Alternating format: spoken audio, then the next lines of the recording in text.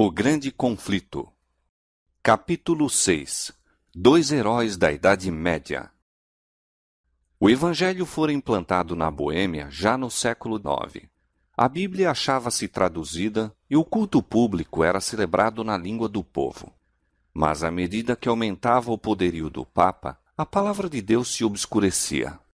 Gregório VII, que tomara a si o abater o orgulho dos reis, não tinha menos intenções de escravizar o povo e, de acordo com isto, expediu uma bula proibindo que o culto público fosse dirigido na língua boêmia. O Papa declarava ser agradável ao Onipotente que seu culto fosse celebrado em língua desconhecida e que muitos males e heresias haviam surgido por não se observar esta regra. Assim, Roma decretava que a luz da palavra de Deus se extinguisse e o povo fosse encerrado em trevas. O céu havia provido outros fatores para a preservação da igreja. Muitos dos valdenses e albigenses, pela perseguição expulso de seus lares na França e Itália, foram à Boêmia. Posto que não ousassem ensinar abertamente, zelosos trabalhavam em segredo. Assim se preservou a verdadeira fé de século em século. Antes dos dias de Hus, houve na Boêmia homens que se levantaram para condenar abertamente a corrupção na igreja e a dissolução do povo. Seus trabalhos despertaram interesse que se estendeu largamente. Suscitaram-se os temores da hierarquia e iniciou-se a perseguição contra os discípulos do Evangelho. Compelidos a fazer seu culto nas florestas e montanhas, davam-lhes caça os soldados e muitos foram mortos. Depois de algum tempo, se decretou que todos os que se afastassem do culto romano deviam ser queimados. Mas, enquanto os cristãos rendiam a vida, olhavam à frente para a vitória de sua causa.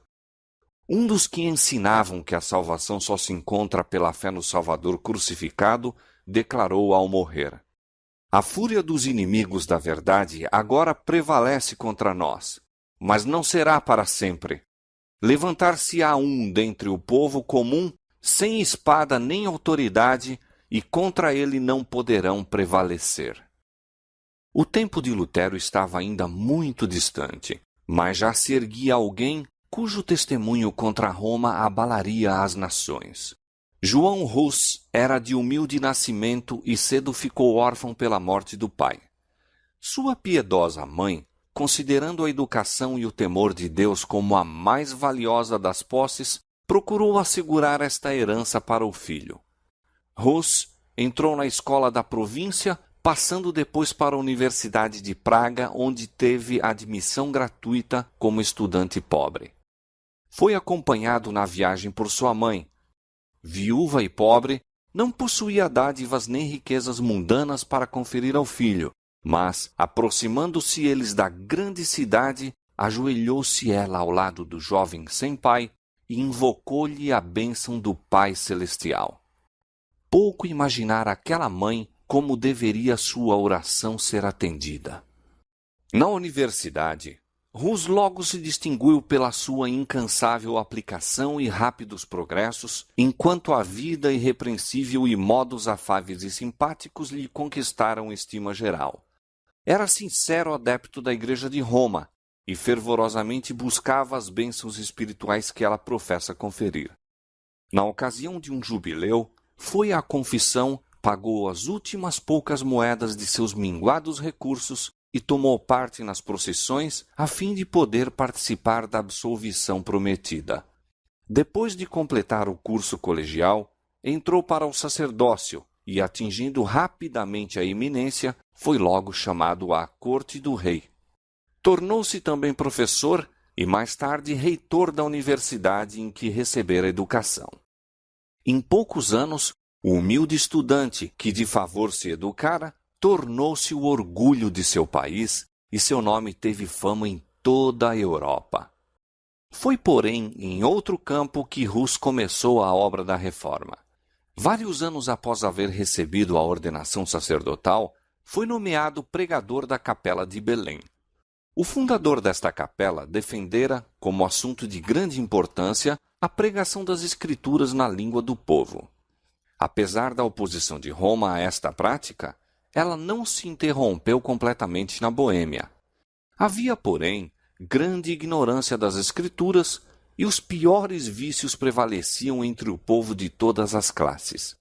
Estes males, Hus denunciou largamente, apelando para a palavra de Deus a fim de encarecer os princípios da verdade e pureza por ele pregados. Um cidadão de Praga, Jerônimo, que depois se tornou intimamente ligado a Hus, trouxera consigo, ao voltar da Inglaterra, os escritos de Wycliffe. A rainha da Inglaterra, que se convertera aos ensinos de Wycliffe, era uma princesa boêmia e, por sua influência, as obras do reformador foram também amplamente divulgadas em seu país natal. Estas obras lera-as Hus com interesse. Cria que seu autor era cristão sincero e inclinava-se a considerar favoravelmente as reformas que advogava. Hus, contudo, não o soube. Entrara já em caminho que o levaria longe de Roma. Por esse tempo chegaram a Praga 2 estrangeiros da Inglaterra, homens de saber, que tinham recebido a luz e haviam chegado para espalhá-la naquela terra distante. Começando com um ataque aberto à supremacia do Papa, foram logo pelas autoridades levados a silenciar. Mas não estando dispostos a abandonar seu propósito, recorreram a outras medidas. Sendo artistas, bem como pregadores, prosseguiam pondo em prática a sua habilidade. Em local franqueado ao público, pintaram 2 quadros. Um representava a entrada de Cristo em Jerusalém, manso e assentado sobre uma jumenta, e seguido de seus discípulos, descalços e com trajes gastos pelas viagens. O outro estampava uma procissão pontifical. O Papa, adornado com ricas vestes e tríplice coroa, montando o cavalo, magnificamente adornado, precedido de trombeteiros e seguido pelos cardeais e prelados em deslumbrante pompa. Ali estava um sermão que prendeu a atenção de todas as classes. Multidões vieram contemplar os desenhos. Ninguém deixara de compreender a moral e muitos ficaram profundamente impressionados pelo contraste entre a mansidão e humildade de Cristo, o Mestre, e o orgulho e a arrogância do Papa, seu servo professo. Houve grande comoção em Praga, e os estrangeiros, depois de algum tempo, acharam necessário partir para sua própria segurança. Mas a lição que haviam ensinado não ficou esquecida. Os quadros causaram profunda impressão no espírito de Hus, levando-o a um estudo mais acurado da Bíblia e dos escritos de Wycliffe. Embora ainda não estivesse preparado para aceitar todas as reformas defendidas por Wycliffe, via mais claramente o verdadeiro caráter do papado e com maior zelo denunciava o orgulho, a ambição e corrupção da hierarquia. Da Boêmia, a luz estendeu-se à Alemanha, pois perturbações havidas na Universidade de Praga determinaram a retirada de centenas de estudantes alemães. Muitos deles tinham recebido de Hus seu primeiro conhecimento da Escritura Sagrada e, ao voltarem, espalharam o Evangelho em sua pátria. Notícias da obra em Praga foram levadas a Roma e Hus foi logo chamado a comparecer perante o Papa.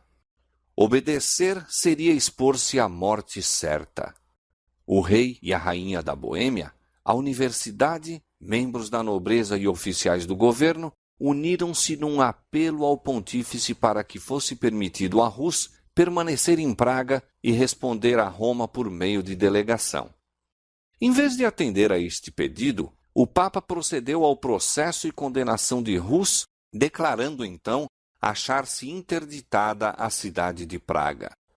Naquela época, esta sentença, quando quer que fosse pronunciada, despertava geral alarma. As cerimônias que a acompanhavam eram de modo a encher de terror o povo que considerava o Papa como representante do próprio Deus, tendo as chaves do céu e do inferno e possuindo poder para invocar juízos temporais bem como espirituais. Acreditava-se que as portas do céu se fechavam contra a região atingida pelo interdito, que até que o Papa fosse servido remover a excomunhão, os mortos eram excluídos das moradas da bem-aventurança. Como sinal desta terrível calamidade, suspendiam-se todos os cultos. As igrejas foram fechadas. Celebravam-se os casamentos no pátio da igreja. Os mortos, negando-se-lhes sepultamento em terreno consagrado, eram, sem os ritos fúnebres, colocados em fossos ou no campo. Assim, por meio de medidas que apelavam para a imaginação, Roma buscava dirigir a consciência dos homens. A cidade de Praga encheu-se de tumulto. Uma classe numerosa denunciou Rus como a causa de todas as suas calamidades e rogaram fosse ele entregue à vingança de Roma. Para acalmar a tempestade, o reformador retirou-se por algum tempo à sua aldeia natal. Escrevendo aos amigos que deixara em Praga, disse: Se me retirei do meio de vós, foi para seguir o preceito e exemplo de Jesus Cristo, a fim de não dar lugar aos mal-intencionados para traírem sobre si a condenação eterna e a fim de não ser para os piedosos causa de aflição e perseguição. Retirei-me também pelo receio de que os sacerdotes ímpios pudessem continuar por mais tempo a proibir a pregação da palavra de Deus entre vós, mas não vos deixei para negar a verdade divina, pela qual, com o auxílio de Deus, estou disposto a morrer. Rus não cessou seus labores, mas viajou pelo território circunjacente, pregando às ávidas multidões. Destarte, as medidas a que o Papa recorrera a fim de suprimir o Evangelho estavam fazendo com que este mais largamente se estendesse. Nada podemos contra a verdade, senão pela verdade. O espírito de Rus, nessa fase de sua carreira, parece ter sido o cenário de doloroso conflito. Embora a igreja estivesse procurando fulminá-lo com seus raios, não havia ele negado a autoridade dela. A igreja de Roma era ainda para ele a esposa de Cristo e o Papa o representante e vigário de Deus. O que Rus estava a guerrear era o abuso da autoridade, não o princípio em si mesmo. Isto acarretou terrível conflito entre as convicções de seu entendimento e os ditames de sua consciência. Se a autoridade era justa e infalível, como cria que fosse, como poderia acontecer achar-se obrigado a desobedecer-lhe? Obedecer, compreendia-o ele, significava pecar. Mas por que a obediência a uma igreja infalível levaria a tal situação? Era este o problema que não podia resolver. Esta a dúvida que o torturava sempre e sempre. A solução que mais justa se lhe afigurava era que havia acontecido novamente, como já antes, nos dias do Salvador, que os sacerdotes da igreja se tinham tornado pessoas ímpias, estavam usando da autoridade ilícita para fins ilícitos. Isto o levou a adotar para sua própria orientação e para a guia daqueles a quem pregava a máxima de que os preceitos das Escrituras, comunicados por meio de entendimento, devem reger a consciência. Em outras palavras, de que Deus, falando na Bíblia, e não a Igreja falando pelo sacerdócio, é o único guia infalível. Quando, depois de algum tempo, serenou a excitação em Praga, Rus voltou para sua capela de Belém, a fim de continuar com maior zelo e ânimo a pregação da palavra de Deus. Seus inimigos eram ativos e poderosos, mas a rainha e muitos dos nobres eram seus amigos, e o povo em grande parte o apoiava. Comparando seus ensinos puros e elevados e sua vida santa com os dogmas degradantes pregados pelos romanistas e a avareza e devassidão que praticavam, muitos consideravam uma honra estar ao seu lado. Até aqui, Rus estivera só em seus trabalhos. Agora, porém, se uniu na obra da reforma Jerônimo, que durante sua estada na Inglaterra aceitara os ensinos de Wycliffe. Daí em diante, os dois estiveram ligados durante toda a vida e na morte não deveriam ser separados. Gênio brilhante, eloquência e saber, dotes que conquistaram o favor popular, possuía-os Jerônimo em alto grau. Mas quanto às qualidades que constituem a verdadeira força de caráter, Rus era maior. Seu discernimento calmo, servia como restrição ao espírito impulsivo de Jerônimo, que com verdadeira humildade se apercebia de seu valor e cedia aos seus conselhos. Sob o trabalho de ambos, a reforma estendeu-se mais rapidamente. Deus permitiu que grande luz resplandecesse no espírito daqueles homens escolhidos, revelando-lhes muitos dos erros de Roma, mas eles não receberam toda a luz que devia ser dada ao mundo. Por meio destes seus servos, Deus estava guiando o povo para fora das trevas do catolicismo. Havia, porém, muitos e grandes obstáculos a serem por eles enfrentados, e ele os guiou, passo a passo, conforme o podiam suportar. Não estavam preparados para receber toda a luz de uma vez. Como o completo fulgor do sol do meio-dia para os que durante muito tempo permaneceram em trevas, fosse ela apresentada, tê-los-ia feito desviarem-se. Portanto, ele revelou aos dirigentes pouco a pouco à medida que podia ser recebida pelo povo. De século em século, outros fiéis obreiros deveriam seguir-se para guiar o povo cada vez mais longe no caminho da reforma. Persistia o cisma na igreja. 3 papas contendiam pela supremacia, e sua luta encheu a cristandade de crime e tumulto. Não contentes de lançarem anátemas, recorriam às armas temporais. Cada qual se propôs obter armas e recrutar soldados. É claro que necessitavam dinheiro, e para arranjá-lo, os dons, ofícios e bênçãos da igreja eram oferecidos à venda. Os padres também, imitando os superiores, recorriam à simonia, tráfico de coisas sagradas ou espirituais, tais como sacramentos, dignidades, benefícios eclesiásticos, etc., e à guerra para humilhar seus rivais e fortalecer seu próprio poder. Com uma audácia que aumentava dia a dia, Rus fulminava as abominações que eram toleradas em nome da religião, e o povo acusava abertamente os chefes romanistas como causa das misérias que oprimiam a cristandade. Novamente, a cidade de Praga parecia à borda de um conflito sangrento. Como nas eras anteriores, o servo de Deus foi acusado de ser o perturbador de Israel. A cidade fora de novo posta sob interdito e Rus retirou-se para a sua aldeia natal. Finalizara-se o testemunho tão fielmente dado de sua amada capela de Belém.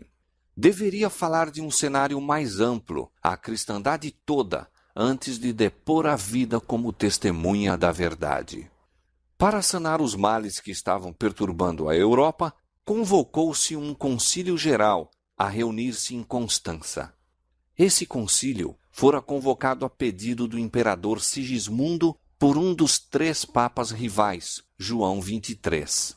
A convocação de um concílio longe esteve de ser bem recebida pelo Papa João, cujo caráter e política mal poderiam suportar exame, mesmo por prelados tão frouxos na moral como eram os eclesiásticos daqueles tempos.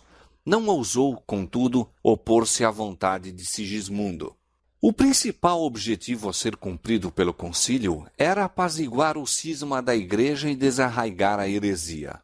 Portanto, os 2 antipapas foram chamados a comparecer perante ele, bem como o principal propagador das novas opiniões, João Rus.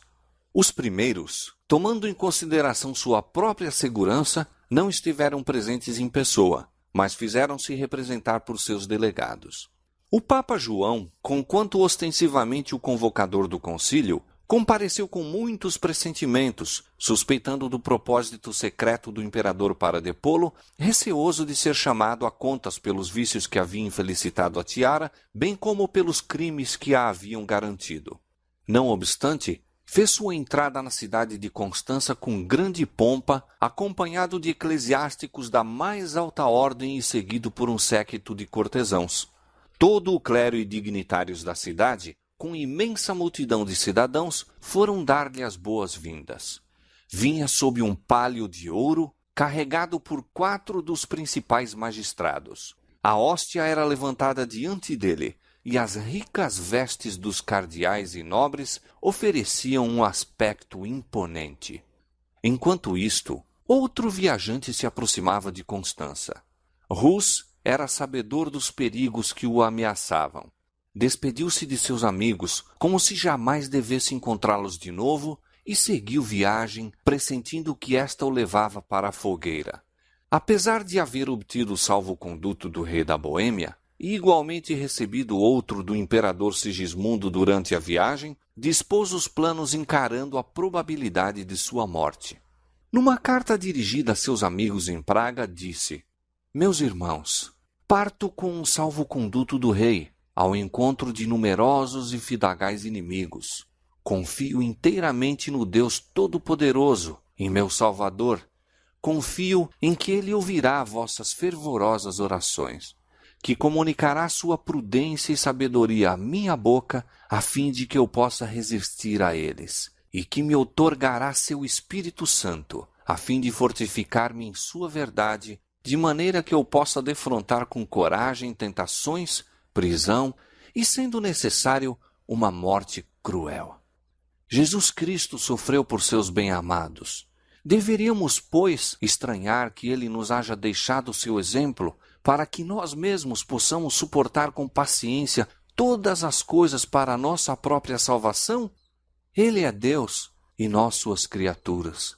Ele é o Senhor e nós seus servos. Ele é o dominador do mundo e nós somos desprezíveis mortais. No entanto, Ele sofreu. Por que, pois, não deveríamos nós também sofrer, particularmente quando o sofrimento é para a nossa purificação? Portanto, amados, se minha morte deve contribuir para a sua glória, orai para que ela venha rapidamente e para que Ele possa habilitar-me a suportar com constância todas as minhas calamidades. Mas se for melhor que eu volte para o meio de vós, oremos a Deus, para que o possa fazer sem mancha, isto é, para que eu não suprima um tio da verdade do Evangelho, a fim de deixar a meus irmãos um excelente exemplo a seguir. Provavelmente, pois, nunca mais contemplareis meu rosto em Praga. Mas se a vontade do Deus Todo-Poderoso dignar-se de restituir-me a vós, avancemos então, com o coração mais firme no conhecimento e no amor de sua lei.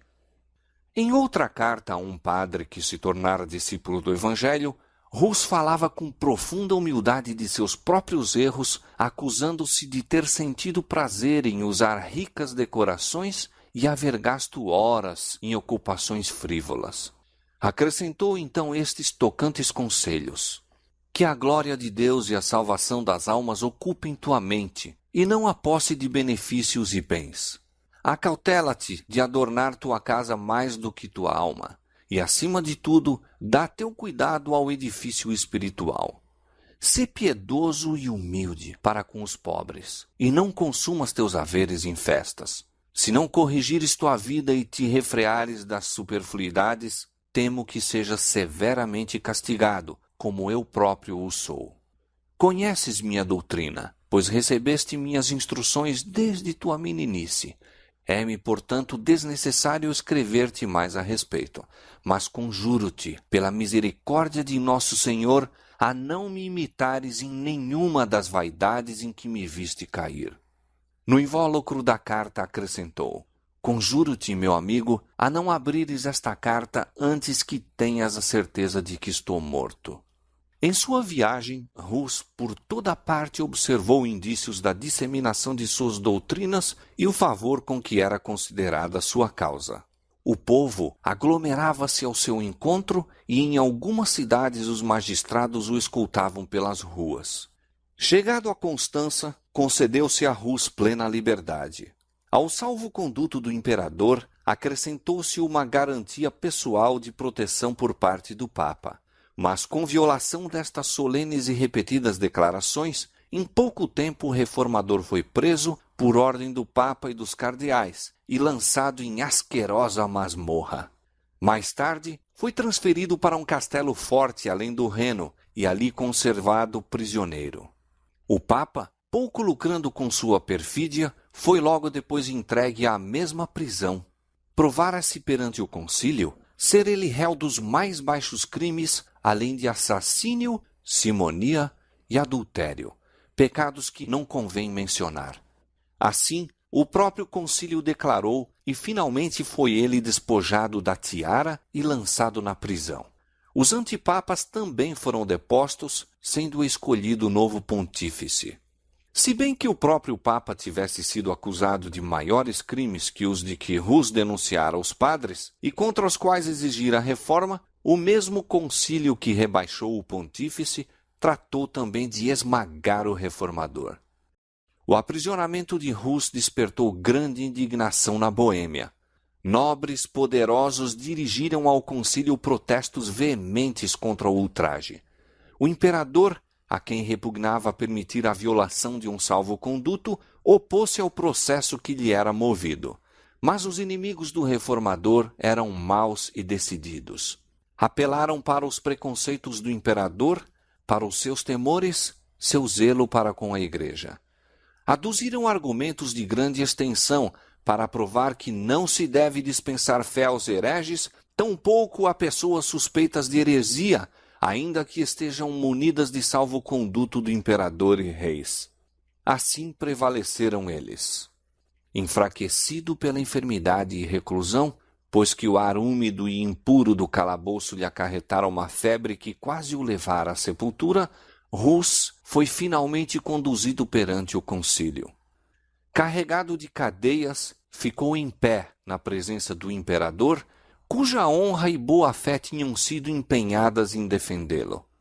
Durante o longo processo manteve firmemente a verdade e, na presença dos dignitários da Igreja e Estado, em assembleia, proferiu solene e fiel protesto contra as corrupções da hierarquia. Quando se lhe exigiu optar entre o renunciar suas doutrinas ou sofrer a morte, aceitou a sorte de mártir. Susteve-o a graça de Deus. Durante as semanas de sofrimento por que passou antes de sua sentença final, a paz do céu encheu-lhe a alma. Escreva esta carta, dizia a um amigo, na prisão e com as mãos algemadas, esperando a sentença de morte amanhã. Quando, com o auxílio de Jesus Cristo, de novo nos encontrarmos na deliciosa paz da vida futura, sabereis quão misericordioso Deus se mostrou para comigo, quão eficazmente me sustentou em meio de tentações e provas.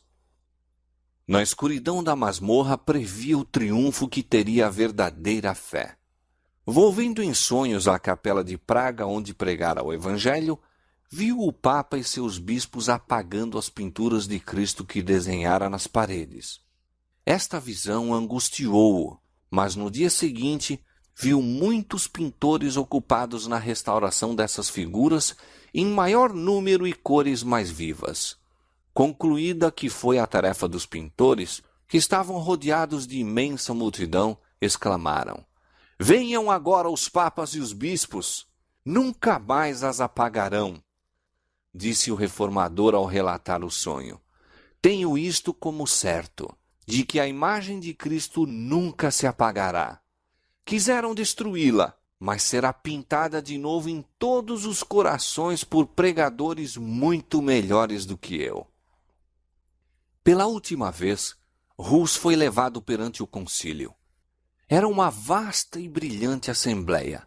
O imperador, os príncipes do império, os delegados reais, os cardeais, bispos e padres, e uma vasta multidão que acorrera para presenciar os acontecimentos do dia.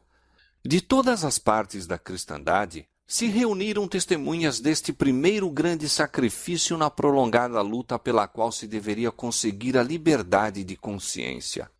Chamado à decisão final, Hus declarou recusar-se a renunciar e, fixando o olhar penetrante no imperador, cuja palavra empenhada fora tão vergonhosamente violada, declarou: "Decidi-me, de minha espontânea vontade, a comparecer perante este concílio sob a pública proteção e fé do imperador aqui presente."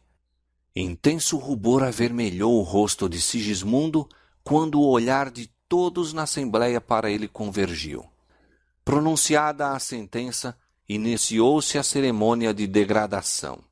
Os bispos vestiram o preso em hábito sacerdotal e enquanto recebia as vestes de padre, disse: Nosso Senhor Jesus Cristo estava, por escárnio, coberto com um manto branco, quando Herodes o mandou conduzir perante Pilatos.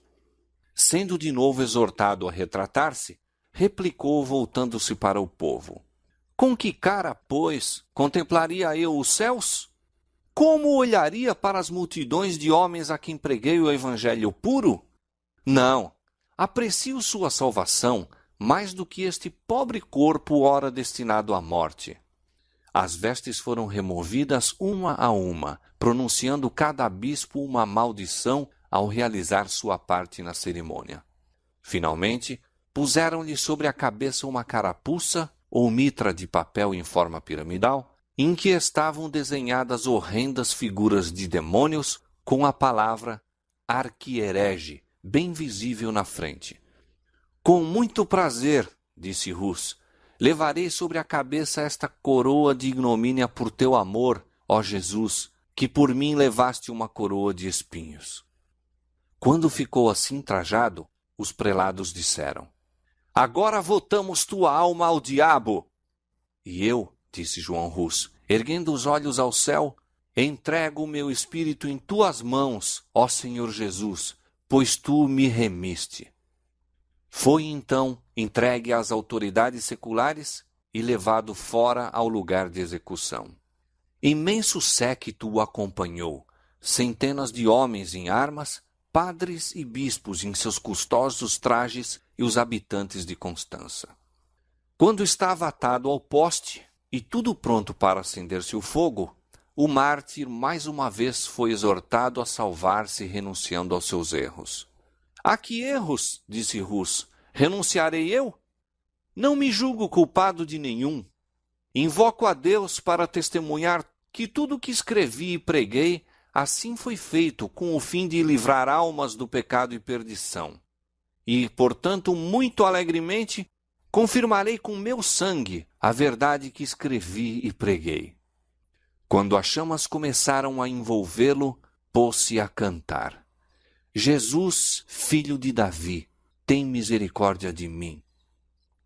E assim continuou até que sua voz silenciou para sempre. Mesmo os inimigos ficaram tocados com seu procedimento heróico.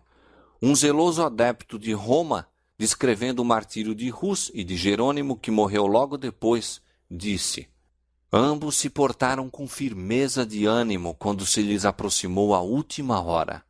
Prepararam-se para o fogo como se fosse a uma festa de casamento. Não soltaram nenhum grito de dor.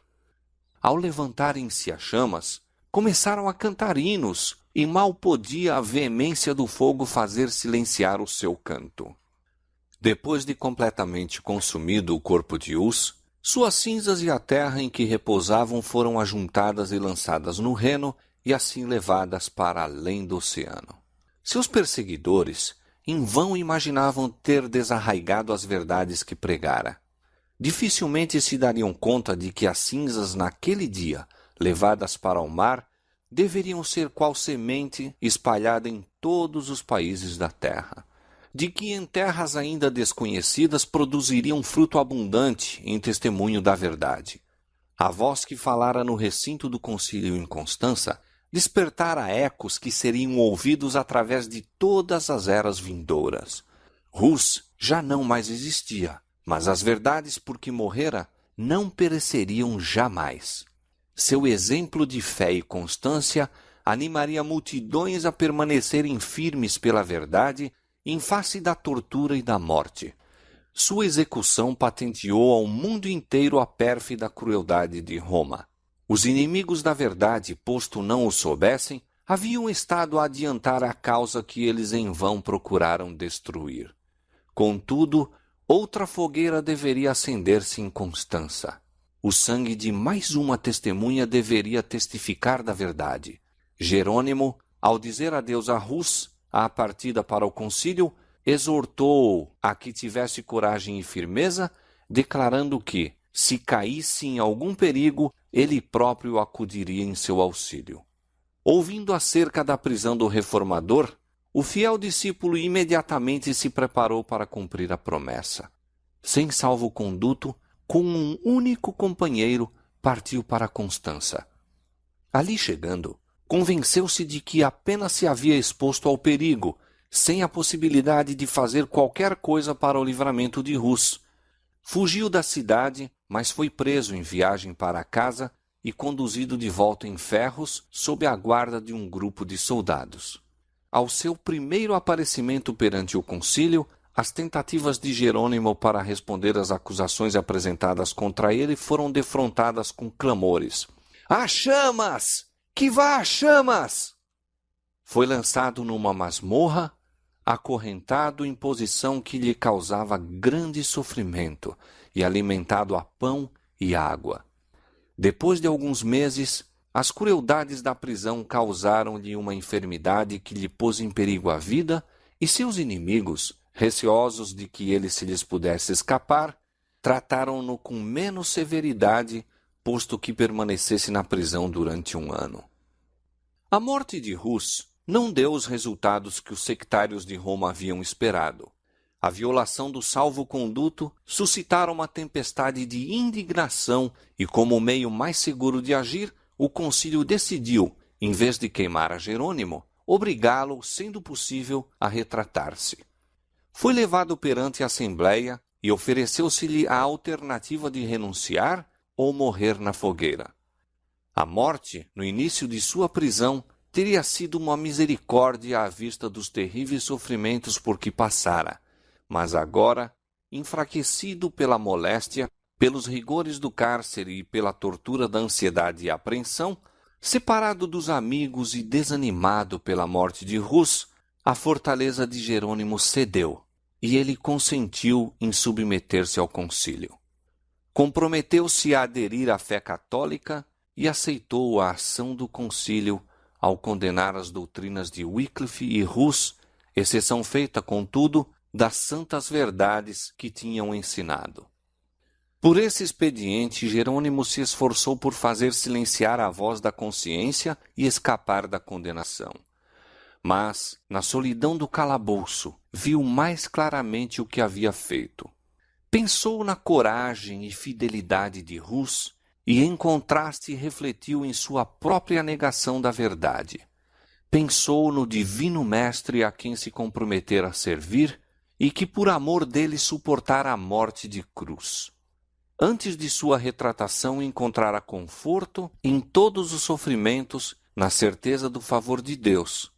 Mas agora, o remorso e a dúvida lhe torturavam a alma. Sabia que ainda outras retratações haveria a fazer, antes que pudesse estar em paz com Roma. O caminho em que estava entrando apenas poderia terminar em completa apostasia. Sua resolução estava tomada. Não negaria o Senhor para escapar de um breve período de sofrimento. Logo foi ele novamente levado para o concílio. Sua submissão não satisfizera os juízes. Sua sede de sangue, aguçada pela morte de Rus, clamava por novas vítimas. Apenas renunciando à verdade, sem reservas, poderia Jerônimo preservar a vida. Decidira-se, porém, a confessar sua fé e seguir às chamas seu irmão mártir. Renunciou à retratação anterior e, como moribundo, exigiu solenemente oportunidade para fazer a sua defesa. Temendo o efeito de suas palavras, os prelados insistiram em que ele meramente afirmasse ou negasse a verdade das acusações apresentadas contra ele. Jerônimo protestou contra tal crueldade e injustiça. Conservaste-me encerrado durante 340 dias, numa prisão horrível, disse ele, em meio da imundícia, repugnante mau cheiro e da maior carência de tudo. Trazeis-me depois diante de vós, e dando ouvidos a meus inimigos mortais, recusai-vos a ouvir-me. Se sois, na verdade, homens prudentes e à luz do mundo, tende cuidado em não pecar contra a justiça. Quanto a mim, sou apenas um fraco mortal. Minha vida não tem senão pouca importância, e quando vos exorto a não lavrar uma sentença injusta, falo menos por mim do que por vós. Seu pedido foi finalmente atendido. Na presença dos juízes, Jerônimo ajoelhou-se e orou, para que o Espírito Divino lhe dirigisse os pensamentos e palavras, de modo que nada falasse contrário à verdade ou indigno de seu mestre. Para ele, naquele dia se cumpriu a promessa de Deus aos primeiros discípulos: sereis até conduzidos à presença dos governadores e dos reis por causa de mim. Mas, quando vos entregarem, não vos dê cuidado como ou o que haveis de falar, porque naquela mesma hora vos será ministrado o que haveis de dizer. Porque não sois vós quem falará, mas o Espírito de vosso Pai é quem fala em vós. As palavras de Jerônimo excitaram espanto e admiração mesmo a seus inimigos. Durante um ano inteiro havia ele estado emparedado numa masmorra, impossibilitado de ler ou mesmo ver, com grande sofrimento físico e ansiedade mental. No entanto, seus argumentos eram apresentados com tanta clareza e força como se houvesse tido oportunidade tranquila para o estudo. Indicou aos ouvintes a longa série de homens santos que haviam sido condenados por juízes injustos. Em quase cada geração, houve os que, enquanto procuravam enobrecer o povo de seu tempo, foram censurados e rejeitados, mas que em tempos posteriores mostraram ser dignos de honra. O próprio Cristo foi, por um tribunal injusto, condenado como malfeitor. Em sua retratação, Jerônimo consentira na justiça da sentença que condenara Hus. Declarou ele agora o seu arrependimento e deu testemunho da inocência e santidade do mártir. Conheci-o desde a meninice, disse ele. Foi um ótimo homem, justo e santo. Foi condenado, apesar de sua inocência. Eu também estou pronto para morrer.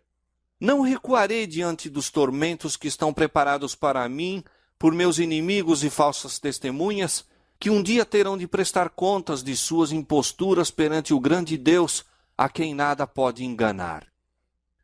Reprovando-se a si mesmo por sua negação da verdade, Jerônimo continuou: de todos os pecados que tenho cometido desde a minha juventude, nenhum pesa tão gravemente em meu espírito e me causa tão pungente remorso como aquele que cometi neste lugar fatídico, quando aprovei a iníqua sentença dada contra Wycliffe e contra o santo mártir João Hus, meu mestre e amigo. Sim, confesso-o de coração e declaro com horror que desgraçadamente fraquejei quando, por medo da morte, condenei suas doutrinas. Portanto, suplico a Deus Todo-Poderoso se digne de perdoar meus pecados e, em particular, este, o mais hediondo de todos. Apontando para os juízes, disse com firmeza: condenastes Wycliffe e João Hus, não por terem abalado a doutrina da Igreja, mas simplesmente porque estigmatizaram com a reprovação os escândalos do clero, a pompa, o orgulho e todos os vícios dos prelados e padres. As coisas que eles afirmaram e que são irrefutáveis, eu também as entendo e declaro como eles. Suas palavras foram interrompidas. Os prelados, trêmulos de cólera, exclamaram: que necessidade há de mais prova? Contemplamos com nossos próprios olhos o mais obstinado dos hereges. Sem se abalar com a tempestade, Jerônimo exclamou: ora, supondes que receio morrer? Conservaste-me durante um ano inteiro em terrível masmorra, mais horrenda que a própria morte. Trataste-me mais cruelmente do que a um turco, judeu ou pagão, e minha carne em vida literalmente apodreceu sobre os ossos, e contudo não me queixo, pois a lamentação não vai bem a um homem de coração e espírito. Mas não posso senão exprimir meu espanto com tão grande barbaridade para com um cristão. De novo irrompeu-se a tempestade de cólera e Jerônimo foi levado precipitadamente à prisão. Havia, contudo, na Assembleia, alguns nos quais suas palavras produziram profunda impressão e que desejavam salvar-lhe a vida. Foi visitado por dignitários da Igreja e instado a submeter-se ao concílio. As mais brilhantes perspectivas lhe foram apresentadas como recompensa de renunciar à sua oposição a Roma. Mas, semelhante a seu mestre, quando se lhe ofereceu a glória do mundo, Jerônimo permaneceu firme. Provai-me pelas sagradas escrituras que estou em erro, disse ele, e o renunciarei. As sagradas escrituras, exclamou um de seus tentadores. Então, tudo deve ser julgado por elas? Quem as pode entender antes que a igreja as haja interpretado? São as tradições dos homens mais dignas de fé do que o evangelho de nosso Salvador? Replicou Jerônimo. Paulo não exortou aqueles a quem escreveu a escutarem as tradições dos homens, mas disse: esquadrinhai as escrituras. Herege!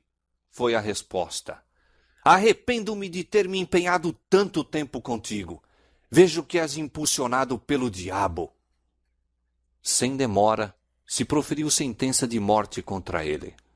Foi levado ao mesmo local em que Rus rendera a vida. Cantando, fez ele esse trajeto, tendo iluminado o semblante de alegria e paz. Seu olhar fixava-se em Cristo e a morte para ele havia perdido o terror. Quando o carrasco, estando para acender a fogueira, passou por trás dele, o mártir exclamou: venha com ousadia para a frente. Ponha fogo à minha vista. Se eu tivesse medo, não estaria aqui. Suas últimas palavras proferidas quando as chamas se levantavam em redor dele foram uma oração. Senhor, Pai Todo-Poderoso, exclamou, tem piedade de mim e perdoa meus pecados, pois sabes que sempre amei tua verdade. Sua voz cessou, mas os lábios continuaram a mover-se em oração. Tendo o fogo efetuado a sua obra, as cinzas do mártir, com a terra sobre a qual repousavam, foram reunidas e, como as de Rus, lançadas no Reno. Assim pereceram os fiéis porta-luzes de Deus. Mas a luz das verdades que proclamaram, luz de seu exemplo heróico, não se havia de extinguir. Tanto poderiam os homens tentar desviar o sol de seu curso, como impedir o raiar daquele dia que mesmo então despontava sobre o mundo. A execução de Rus acendera uma chama de indignação e horror na Boêmia. A nação inteira compreendia haver ele tombado vítima da perfídia dos padres e traição do imperador. Declarou-se ter sido ele um fiel ensinador da verdade, e o concílio que decretou sua morte foi acusado de crime de assassínio. Suas doutrinas atraíam agora maior atenção do que nunca. Pelos editos papais, os escritos de Wycliffe tinham sido condenados às chamas. Aqueles, porém, que haviam escapado da destruição, foram agora tirados dos esconderijos e estudados em conexão com a Bíblia, ou partes dela que o povo podia adquirir, e muitos assim foram levados a aceitar a fé reformada. Os assassinos de Rus não permaneceram silenciosos a testemunhar o triunfo que alcançava a causa do reformador. O Papa e o Imperador uniram-se para aniquilar o movimento e os exércitos de Sigismundo foram lançados contra a Boêmia. Surgiu, porém, um libertador. Zisca, que logo depois do início da guerra ficou completamente cego e que, no entanto, era um dos mais hábeis generais de seu tempo, foi o chefe dos boêmios. Confiando no auxílio de Deus e na justiça de sua causa, aquele povo resistiu aos mais poderosos exércitos que contra eles se poderiam levar. Reiteradas vezes, o imperador, organizando novos exércitos, invadiu a Boêmia apenas para ser vergonhosamente repelido. Os russitas ergueram-se acima do temor da morte e nada poderia resistir a eles. Poucos anos depois do início da guerra, o bravo Zisca morreu, mas seu lugar foi preenchido por Procópio, que era um general igualmente bravo e hábil e, em alguns sentidos, dirigente mais destro. Os inimigos dos boêmios, sabendo que morrera o guerreiro cego, conjeturaram ser favorável a oportunidade para recuperar tudo o que haviam perdido. O Papa proclama, então, uma cruzada contra os russitas, e novamente uma imensa força se precipitou sobre a Boêmia, mas apenas para sofrer terrível desbarato. segue-se outra cruzada. Em todos os países papais da Europa, reuniram-se homens, dinheiro e munições de guerra. Congregavam-se multidões sob o estandarte papal, seguras de que afinal se poria termo aos hereges hussitas. Confiante na vitória, a numerosa força entrou na Boêmia. O povo arregimentou-se para repeli-la. Os dois exércitos se aproximaram um do outro até que apenas um rio se lhes interpunha. Os cruzados constituíam força grandemente superior, mas em vez de se arremessarem através da torrente e travar batalha com os hussitas a quem de longe haviam vindo a combater, ficaram a olhar em silêncio para aqueles guerreiros. Então, subitamente, misterioso terror caiu sobre os soldados. Sem desferir um golpe, aquela poderosa força debandou e espalhou-se, como se fosse dispersa por um poder invisível. Muitos foram mortos pelo exército hussita, que perseguiu os fugitivos, e imenso despojo caiu nas mãos dos vitoriosos, de maneira que a guerra, em vez de empobrecer os boêmios, os enriqueceu. Poucos anos mais tarde, sob um novo papa, promoveu-se ainda outra cruzada. Como antes, homens e meios foram trazidos de todos os países papais da Europa. Grande foi o engodo apresentado aos que se deveriam empenhar nessa perigosa empresa. Assegurava-se a cada cruzado perdão completo dos mais hediondos crimes. A todos os que morressem na guerra era prometida preciosa recompensa no céu, e os que sobrevivessem haveriam de colher honras e riquezas no campo de batalha. De novo, se reuniu um vasto exército e, atravessando a fronteira, entraram na Boêmia. As forças hussitas recuaram diante deles, arrastando assim os invasores cada vez mais longe para o interior do país e levando-os a contar com a vitória já alcançada. Finalmente o exército de Procópio fez alto e, voltando-se para o inimigo, avançou para lhe dar batalha. Os cruzados, descobrindo então o seu erro, ficaram no acampamento esperando o assalto. Quando se ouviu o ruído da força que se aproximava, mesmo antes que os hussitas estivessem à vista, um pânico de novo caiu sobre os cruzados. Príncipes, generais e soldados rasos, arrojando as armaduras, fugiram em todas as direções. Em vão o núncio papal, que era o dirigente da invasão, se esforçou para reunir suas forças possuídas de terror e já desorganizadas.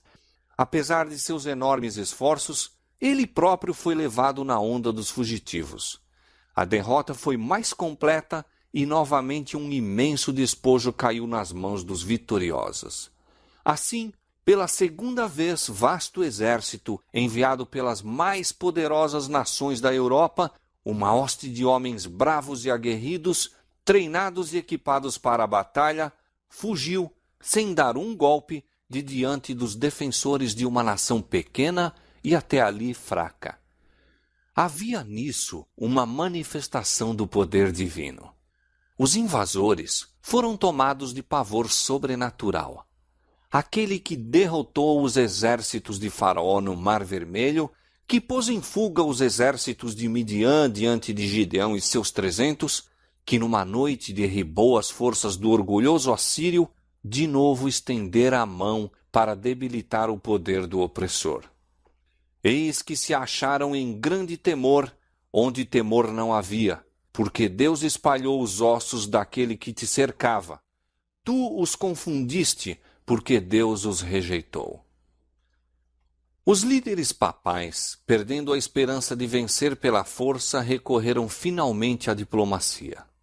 Adotou-se um compromisso mútuo que, se bem que pretendesse conceder liberdade de consciência aos boêmios, realmente traindo-os, entregava-os ao poder de Roma.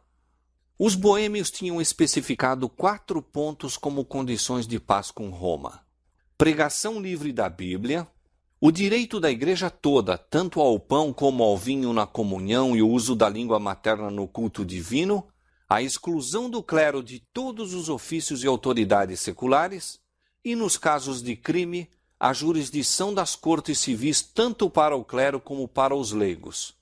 As autoridades papais finalmente concordaram em que os 4 artigos dos hussitas deveriam ser aceitos, mas que o direito de os explicar, isto é, de determinar sua significação exata, deveria pertencer ao concílio, ou, em outras palavras, ao Papa e ao Imperador. Nesta base, fez-se um tratado e Roma ganhou, pela dissimulação e fraude, o que não tinha conseguido pelo conflito.